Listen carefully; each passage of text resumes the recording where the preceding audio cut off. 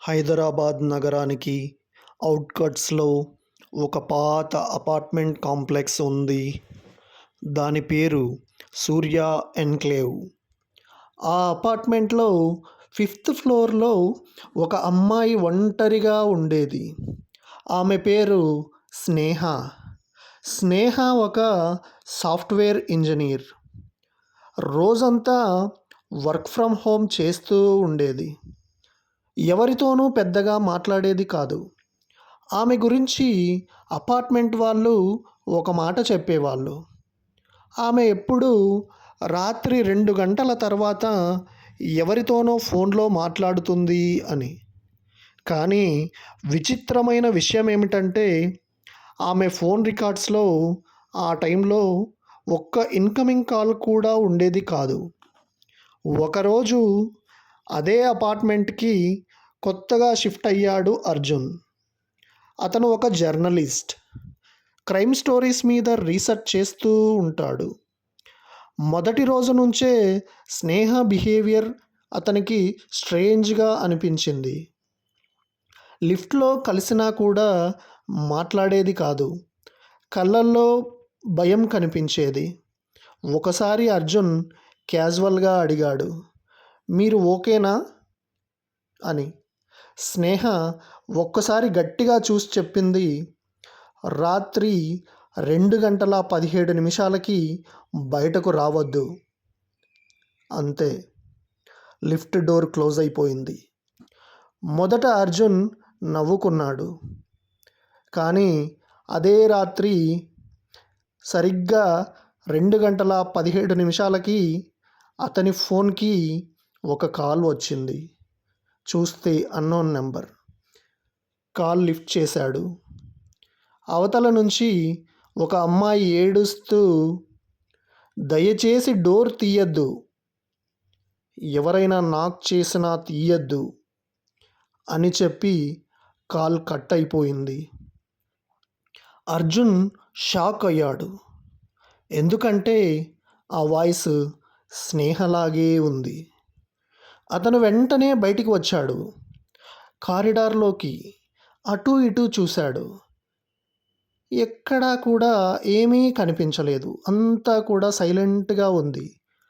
స్నేహ flat door బయట ఎవరో ఒకరు నిలబడి ఉన్న షాడో కనిపించింది. ఆ షాడో నెమ్మదిగా అతని వైపు తిరిగింది. ఫేస్ కనిపించలేదు. కేవలం తెల్లటి టీ షర్ట్, రక్తం లాంటి ఎర్రటి మచ్చలు. అర్జున్ భయంతో లోపలికి వెళ్ళి డోర్ లాక్ చేసుకున్నాడు. కొన్ని సెకన్ల తర్వాత టక్ టక్ టక్ అంటూ అతని డోర్ నాక్ చేశారు. తర్వాత ఒక మేల్ వాయిస్, "డోర్ తెరువు అర్జున్, స్నేహ పంపించింది" అంటూ వాయిస్ వచ్చింది. అది విన్న వెంటనే అర్జున్ ఫ్రీజ్ అయిపోయాడు. అప్పుడే మరోసారి ఫోన్ రింగ్ అయింది. Same unknown number. ఈసారి స్నేహ గట్టిగా అరిచింది, "తీయొద్దు, అతను ఇంకా బ్రతికే ఉన్నాడు" అనేసి. కాల్ కట్ అయిపోయింది. మార్నింగ్ అయింది. అర్జున్ వెంటనే స్నేహ ఫ్లాట్‌కి వెళ్ళాడు. డోర్ చూస్తే ఓపెన్‌లోనే ఉంది. కానీ ఫ్లాట్ కంప్లీట్‌లీ ఎంప్టీ. ఫర్నిచర్ కూడా లేదు. డస్ట్ మాత్రమే ఉంది. అది చాలా రోజులుగా ఎవ్వరూ ఉండనట్టుంది. వాచ్‌మెన్‌ని అడిగాడు. అతను చెప్పిన ఆన్సర్ విని అర్జున్ గుండె ఆగిపోయినంత పనైపోయింది. "స్నేహ, ఆ అమ్మాయి 3 సంవత్సరాల క్రితమే చనిపోయింది సార్." 3 సంవత్సరాల క్రితం? అదే ఫిఫ్త్ ఫ్లోర్‌లో ఒక బ్రూటల్ మర్డర్ జరిగింది. స్నేహ తన ఫియాన్సీ రాహుల్‌తో ఉండేది. ఒక రాత్రి నైబర్స్‌కి పెద్దగా గొడవ శబ్దాలు వినిపించాయి. పోలీసులు వచ్చేసరికి రాహుల్ డెడ్, చనిపోయి ఉన్నాడు. చెస్ట్‌లో చూస్తే నైఫ్ కత్తితో గుచ్చబడి ఉంది. స్నేహ చూస్తేనేమో మిస్సింగ్. ఆమె బాడీ ఎప్పుడూ కూడా దొరకలేదు. కేస్ అనేది అన్సాల్వ్డ్. ఒక మిస్టరీలాగా అలాగే ఉండిపోయింది. ఏం జరిగిందో ఏమో ఎవ్వరికీ అర్థం కాలేదు. సో జర్నలిస్ట్ అర్జున్ క్యూరియాసిటీతో కేస్ ఫైల్ అనేది తెప్పించుకున్నాడు. ఫైల్లో ఒక షాకింగ్ డీటెయిల్ ఉంది. రాహుల్ చనిపోయిన ఎగ్జాక్ట్ టైము సరిగ్గా ఉదయం 2:17 అర్జున్ మరింత ఇన్వెస్టిగేషన్ చేయడం అనేది స్టార్ట్ చేశాడు. అపార్ట్మెంట్ బేస్మెంట్లో ఒక ఓల్డ్ సీసీటీవీ రూమ్ అనేది ఉంది. అక్కడ డస్టీ హార్డ్ డిస్క్ అనేది ఒకటి దొరికింది. చాలా డస్ట్ పట్టేసి ఉంది. ఆ రాత్రి ఫుటేజ్ రికవరీ చేశాడు. వీడియో ప్లే చేశాడు. 2:16 ఉదయం స్నేహ కారిడార్లో పరిగెత్తుకుంటూ వస్తోంది. భయంతో ఏడుస్తోంది. ఆమె వెనకాల రాహుల్. కానీ రాహుల్ చేతిలో కత్తి లేదు. అతను హెల్ప్ చేయడానికి పరిగెడుతున్నట్టుగా వస్తున్నాడు. సడన్లీ కెమెరా ఫ్రేమ్లోకి మరో వ్యక్తి వచ్చాడు. చూస్తే నల్లగా ఉన్నాడు. ఫేసు మొత్తం ముఖానికి మాస్క్ వేసుకొని ఉన్నాడు. ఒళ్ళంతా నల్లగా రంగు పూసుకొని ఉన్నాడు. ఆ వ్యక్తి స్నేహాన్ని వెనక్కి లాగి తీసుకెళ్ళిపోయాడు. రాహుల్ ఆపడానికి ప్రయత్నించినా కూడా కత్తి అనేది చూపించి వేసేశాడు. అతని గుండెలో కత్తిని దింపేశాడు. రాహుల్ అక్కడికక్కడే కింద పడిపోయాడు. ఆ వీడియో అనేది అక్కడితో ఎండ్ అయిపోయింది. ఆ సీసీటీవీ ఫుటేజ్. అర్జున్ పోలీసులకు చెప్పబోతుండగా అతని ఫోన్ మళ్ళీ రింగ్ అయింది. సరిగ్గా 2:17 మళ్ళీ సేమ్ అన్నోన్ నంబర్. ఈసారి క్లియర్ వాయిస్. బేస్మెంట్కి రా, నిజం అక్కడే ఉంది అనేసి ఒక వాయిస్ వినిపించింది. అర్జున్ ఫ్లాష్ లైట్ తీసుకొని బేస్మెంట్కి వెళ్ళాడు. అక్కడ ఒక లాక్డ్ స్టోరేజ్ రూమ్. ఆ స్టోరేజ్ రూమ్కి లాక్ చేయబడి ఉంది. డోర్ మీద ఆరిపోయినటువంటి రక్తపు మరకలు అతనికి కనిపించాయి. ఆ డోర్ లాక్ అనేది అతను పగలగొట్టేశాడు. లోపల ఒక ఓల్డ్ ఫ్రీజర్, ఒక ఫ్రిడ్జ్ అనేది ఉంది. అది ఓపెన్ చేశాడు.